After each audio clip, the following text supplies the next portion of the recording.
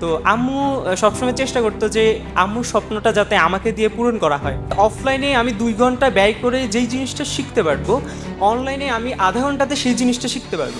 আর আমার অ্যাডমিশন জার্নির ক্ষেত্রে আমি সবসময় একটা লাইনে মনে রাখতাম যে কখনো না পড়ে যাওয়ার মাঝে বীরত্ব নেই, পড়ে গিয়ে আবার উঠে দাঁড়ানোর মাঝেই রয়েছে আসল বীরত্ব। আসলে আই এডুকেশনের সাথে আমার জার্নিটা দশম শ্রেণী থেকে। আমি একটু অনলাইন ডিপেন্ডেন্ট ছিলাম পড়ালেখার ক্ষেত্রে।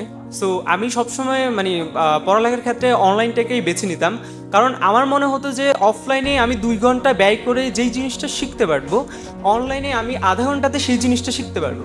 সো এর একদিক দিয়ে আমার সময়টা মানে কম খরচ হচ্ছে অনলাইনের ক্ষেত্রে। সো সবসময় এই কারণে আমি অনলাইনটাকে বেছে নিতাম। তো ক্লাস 10 থেকেই আমি মূলত আই এডুকেশনের ক্লাস দেখা শুরু করি। তারপর যখন অ্যাডমিশনের সময় আসে, তখন অ্যাডমিশনের সময় আমি কোনো অফলাইনে কোচিং করি নাই। আমার পড়ালেখাটা ছিল পুরো অনলাইন কেন্দ্রিক। আমার স্বপ্ন ছিল, ছোটোবেলা থেকেই স্বপ্ন ছিল, মানে আমার না, আম্মুর ঢাকা ভার্সিটিতে পড়ার। আম্মুর নিজেরও স্বপ্ন ছিল যে নিজে ঢাকা ভার্সিটিতে পড়বে, যদিও দুর্ভাগ্যবশত আম্মুর ঢাকা ভার্সিটিতে পড়া হয়নি। তো আম্মু সবসময় চেষ্টা করতো যে আম্মুর স্বপ্নটা যাতে আমাকে দিয়ে পূরণ করা হয়। তো আমিও ঢাকা ভার্সিটিতে চান্স পাইনি দুর্ভাগ্যবশত। তো আমি অনেক ভেঙে পড়ছিলাম যখন ঢাকা ভার্সিটিতে চান্স পাইনি। আমি মানে পড়াশোনাই ছেড়ে দিয়েছিলাম। তো আমি ঢাকা ভার্সিটি ছাড়া অন্য যে সকল ভার্সিটিতে পরীক্ষা দিয়েছি সবগুলো আমি উইদাউট প্রিপারেশন আমি পরীক্ষা দিয়েছিলাম। তো আলহামদুলিল্লাহ সবগুলো ভার্সিটিতে আমার মোটামুটি মেরিট আসে।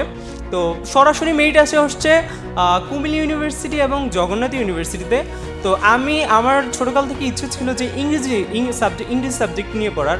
আমার ইংরেজি সাবজেক্টের নিয়ে পড়ার পেছনে অনুপ্রেরণা ছিল, এক হচ্ছে আমার কলেজের একজন টিচার আয়মান ম্যাম, আরেক হচ্ছে মহসিন স্যার। দুর্ভাগ্যবশত আমি জগন্নাথে পড়িনি। আমি ভেবেছিলাম যে আমার কুমিল্লা ইউনিভার্সিটিতে ইংরেজি সাবজেক্টটা আসবে, বাট আসেনি। তো যার কারণে আমি মানে সেকেন্ড টাইম দেওয়ার সিদ্ধান্ত নেই। আর আমার অ্যাডমিশন জার্নির ক্ষেত্রে আমি সবসময় একটা লাইনে মনে রাখতাম যে কখনো না পড়ে যাওয়ার মাঝে বীরত্ব নেই, পড়ে গিয়ে আবার উঠে দাঁড়ানোর মাঝেই রয়েছে আসল বীরত্ব। সো অ্যাডমিশনের সময়ে অথবা আমাদের জীবনে এমন অনেক সিচুয়েশন আসবে যখন মনে হবে যে না, আমরা পারছি না, আমাকে দিয়ে হবে না। তখন সবসময় এই লাইনটা যদি আমরা মনে রাখি, তাহলে হয়তো আমাদের অনেক আত্মবিশ্বাস আসবে। সবচেয়ে বড় ইম্পর্টেন্ট জিনিসটা হচ্ছে নিজের মনের ভেতর আত্মবিশ্বাসটা ধরে রাখার। সো যে কেউ যদি নিজের আত্মবিশ্বাসটা ধরে রাখতে পারে, ইনশাল্লাহ সে একটা না একটা সময় গিয়ে সফল হবে।